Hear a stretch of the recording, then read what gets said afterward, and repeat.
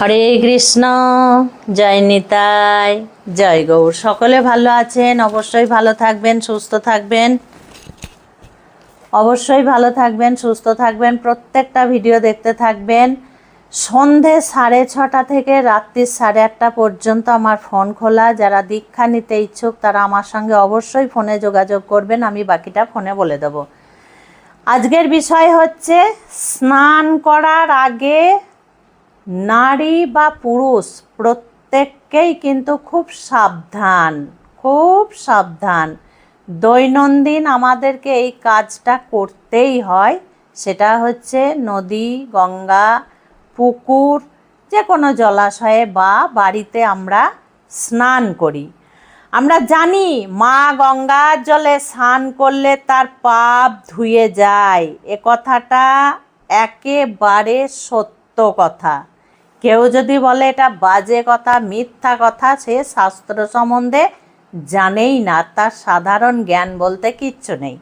কাজেই গঙ্গার ঘাটে স্নান করলে আমাদের, যখন আমরা গঙ্গার ঘাটে স্নান করলাম তার আগের যত পাপ আমাদের সব ধুয়ে যায়।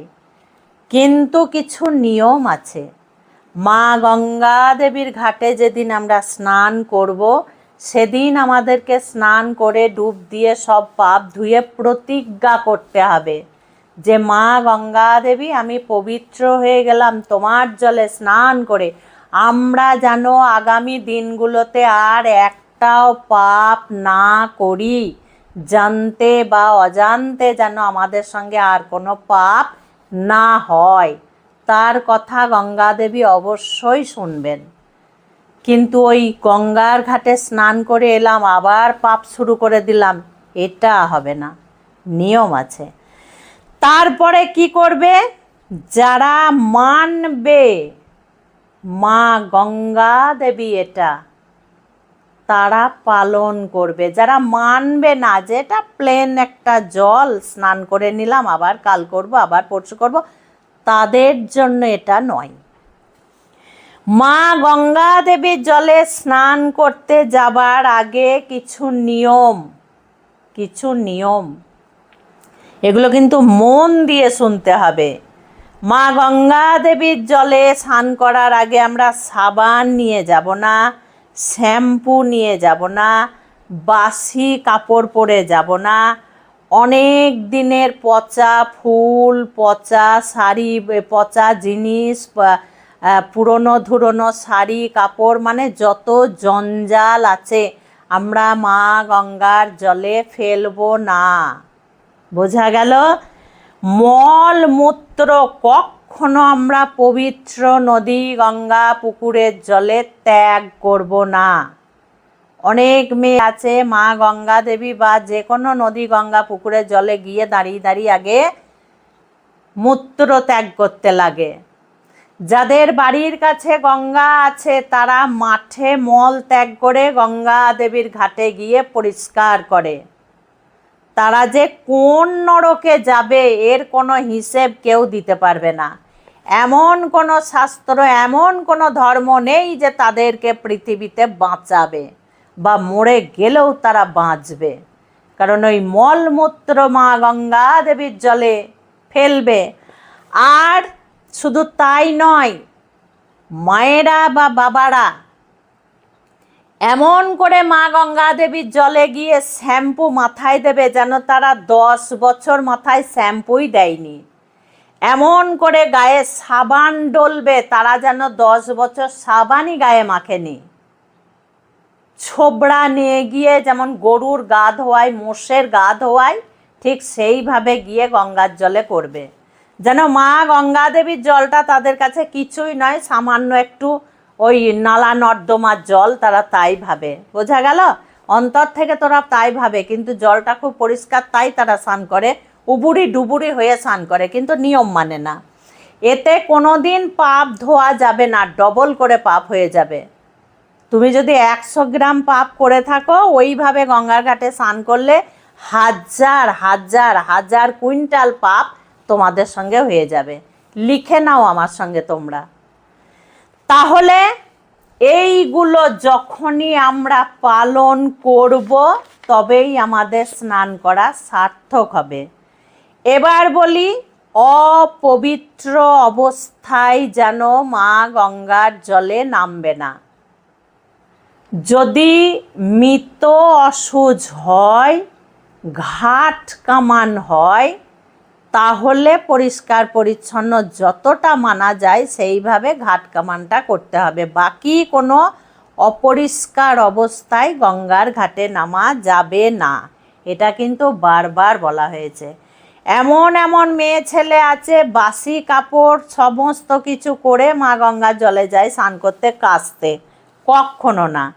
আর একটা দরকারি কথা, কেউ যদি কোনো জায়গায় ভ্রমণ করতে যান, কখনো যদি বৃন্দাবন যান, শুদ্ধ পবিত্র নদী গঙ্গা, যমুনা, পুষ্কর এই সমস্ত গঙ্গার ঘাটে যদি যান, তাহলে কিন্তু সেখানে গিয়েও এই ভুলগুলো করবেন না।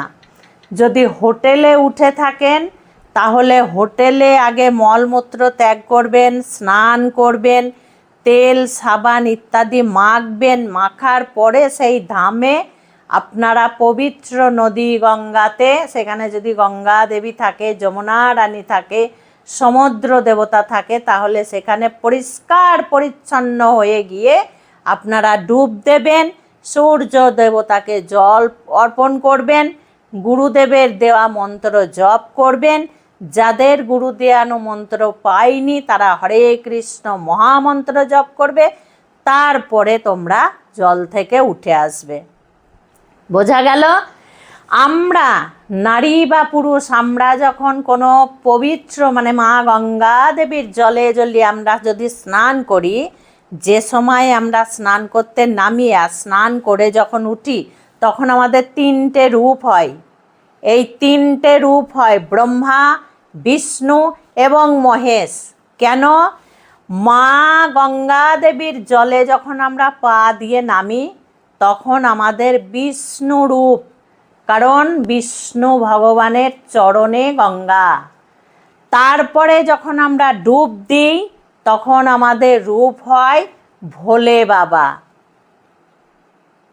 বোঝা গেল? ভোলে বাবার রূপ হয় আমাদের তখন। ওই যে বললাম ব্রহ্মা, বিষ্ণু এবং মহেশ, মহেশের রূপ তখন হয়। কেন না? মহেশের জটায় গঙ্গা, মানে মাথায় গঙ্গা। আমরা যখন ডুব দিই তখন আমাদের মাথায় গঙ্গা হয়, তখন আমাদের ভগবান ভোলেনাথের রূপ হয়। আর যখন আমরা ডুব দিয়ে ঘড়া, কলসি ইত্যাদি জল ভরে নিয়ে আসি, তখন আমাদের ব্রহ্মার রূপ হয়। কেন না? ব্রহ্মার কুমণ্ডলতে গঙ্গা থাকে।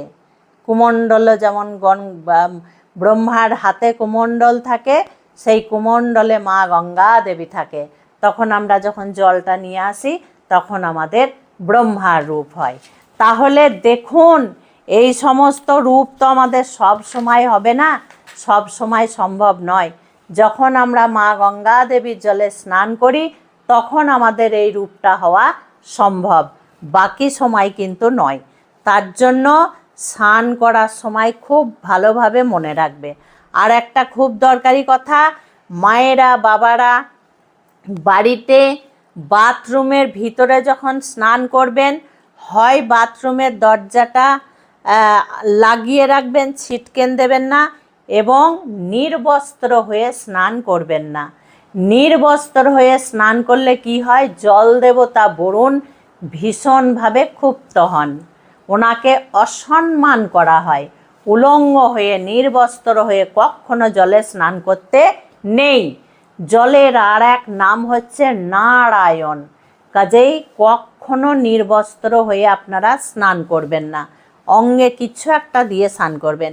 এখানে দেখুন, সত্য সন্ধানী একটা কথা আছে, বাথরুমে স্নান করতে করতে যদি কিছু হয়ে যায় আপনি ওই নির্বস্ত্র হয়ে পড়ে থাকবেন, আপনার কতটা বদনাম, কতটা লজ্জাজনক ঘটনা পরিবারের কাছে। কাজেই খুব সাবধান। খুব ভালো থাকবেন, সুস্থ থাকবেন, প্রত্যেকটা ভিডিও দেখতে থাকবেন। আজকে আসছি। হরে কৃষ্ণ, জয় নিতাই, জয় গৌর।